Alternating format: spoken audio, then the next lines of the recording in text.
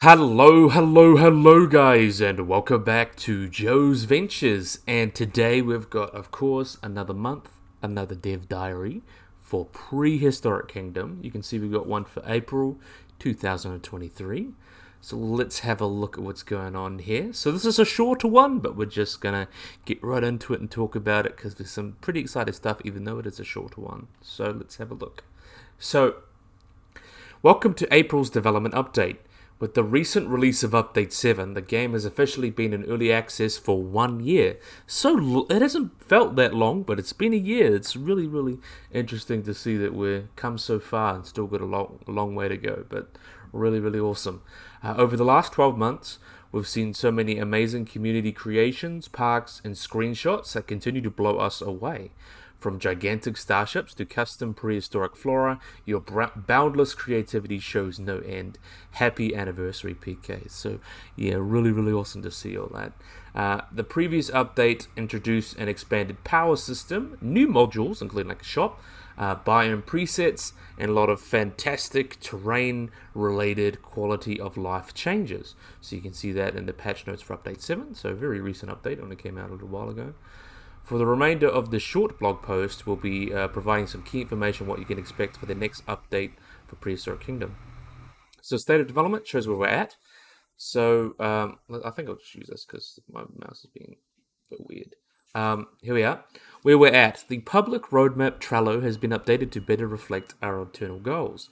The cards don't necessarily show absolutely everything coming with these releases, but they provide a general idea of what to expect with each major patch, and we get closer to a full release.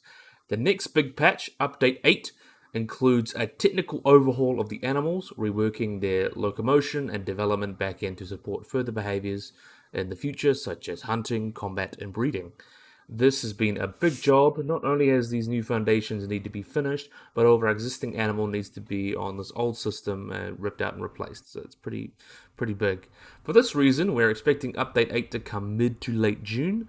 We'll have more information for you on the next dev diary, but we wanted to let you know in advance that May will likely be a quieter month. So that's okay. It's nice to have a bit of a quiet month. You know, there's some big things going on the back end, which is okay. The next animal. So we're excited to announce that Update 8 will be introducing a brand new animal. This species is perhaps one of the most infamous creatures in the fossil record, growing in popularity through its cultural significance. In the world of Prehistoric Kingdom, though, things aren't quite the same. So you can see quite an interesting animal. Definitely feathery. Not sure what this is. We'll have to come back to that one. Okay, so some other things. We've got some updates going on. We've got land value. So land value is an upcoming feature in Update 8 that combines exhibit score with park attractiveness into the park rating. So this is a localized system that exists within the park, making areas positive with beautiful habitat, scenery, things, or negative with power generators, broken facilities, and low cleanliness. So guests are naturally drawn to places with high land value, potentially donating more generous amounts to donation boxes. So basically, the more pretty your enclosures look, the more clean everything is, that's where they'll go. So our goal with land value is to tie as many of the game's independent scoring systems, so exhibit score, cleanliness, together into a single management view while fleshing out the building system with consequences. So building a big loud power plant near a guest plaza, that won't be very good because it's big and loud and looks ugly, things like that. And we will believe that this addition will help make everything in the game feel more interconnected and nuanced and things like that. So pretty cool.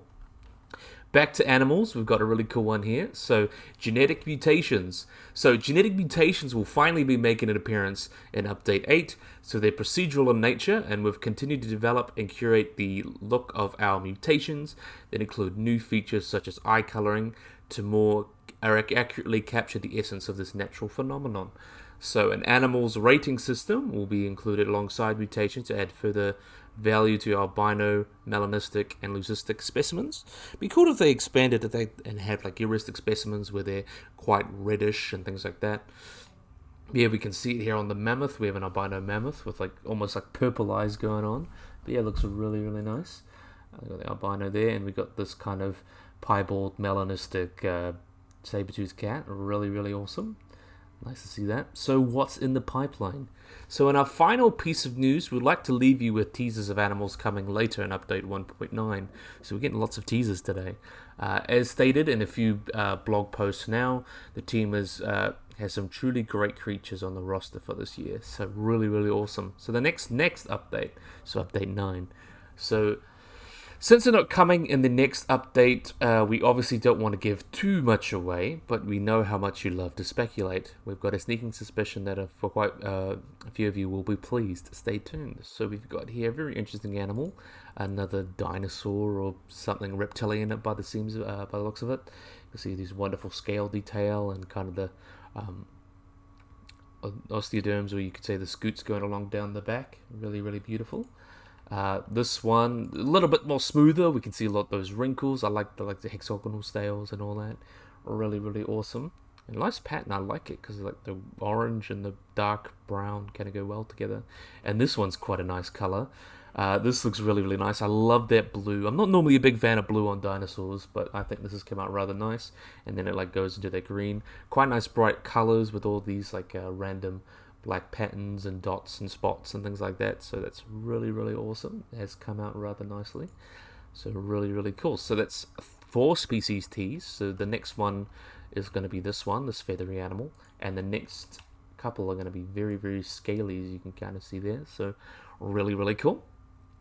So as I told you, that was a short one. So we're going to have a look at the community spotlights. We got by Happy Birthday PK by Assigned Spino. That's quite cute. You can see the Acra and the T-Rex, holding the PK signs with the balloons and everything. That's very, very cute. So let's have a look at the next one. So this is by Clover. Very interesting sketch. You can see, looks like something out of Yellowstone, but you can see the T-Rex there. And actually, one of my favorite skins, I think, is this one. Really nice, interesting little sketch there. And last, but certainly not least, by Clover Boy or Polish Boy. This is really, really awesome. He made like an indoor sauropod thing, because you think about husbandry of all the animals that we have. Sauropods are kind of in the league of their own just because they're so big and different from anything we have in captivity.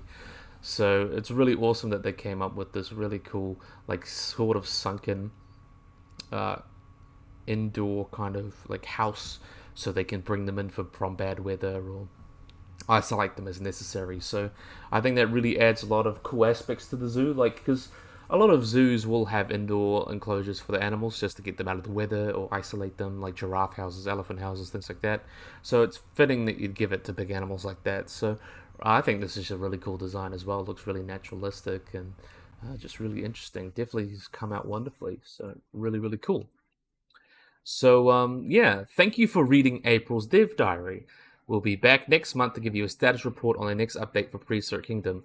Thank you for an amazing first year in early access. Until next time, the PK team.